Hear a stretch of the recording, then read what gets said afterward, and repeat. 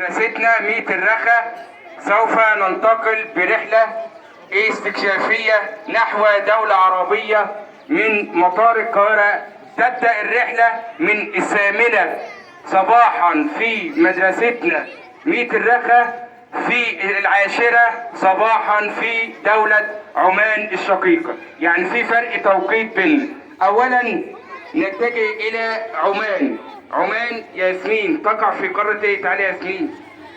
تقع في قارة ايه؟ يلا قارة اسيا. رحلة إلى آسيا. موقع عمان في قارة آسيا. شكرا. عرفنا يا جماعة اللي عمان تقع في قارة آسيا. نيجي على معالم طبيعية في عمان. تعالي. تشتهر عمان بالصحاري الواسعة مع وجود بعض الواحات والجبال الخضراء. دي يا جماعة بعض الحاجات في عمان، المعالم الطبيعية في عمان. نيجي بقى إلى تعالي يا ياسمين سكان عمان. يعرف شعب عمان بالهدوء الشديد والتواضع وإكرام الضيف. تمام. دي يا ولاد شعب عمان شعب طيب يحب المصريين والمصريين بيحبوه. ننتقل إلى المعالم الإيه تاني؟ الاقتصاد اللي بيعتمد عليه دولة عمان في رحلتنا الاستكشافية. يعتمد اقتصاد عمان بشكل كبير على تصدير البترول والغاز الطبيعي والإنتاج الزراعي. تمام. دي الاقتصاد بتاعه اللي بيعتمد عليه أعزائي الطلبة والطالبات. ننتقل إلى أمل والمعالم الأثرية في دولة عمان الشقيقة.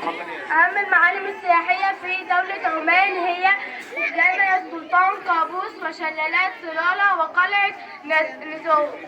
تمام. كده بقى يا ولاد بعد ما انتقلنا إلى المعالم في الرحلة الاستكشافية ننتقل إلى يلا اتفضلي آخر نافذة معانا. لدى عمان تعاون كبير مع مصر في المجال الاقتصادي والثقافي، وباعتبارهما دولة عربية فإن العلاقات السياسية مدعومة بين البلدين من خلال جامعة الدول العربية. تمام يا ولاد. دي رحلة بسيطة عرفنا من خلالها رحلتي إلى عمان، عرفنا فرق التوقيت، المعالم السياحية بها، وإلى لقاء في رحلات استكشافية أخرى إلى دول عربية وعالمية أخرى مع فريق اكتشف التاريخ. وشكرا لحضرتك.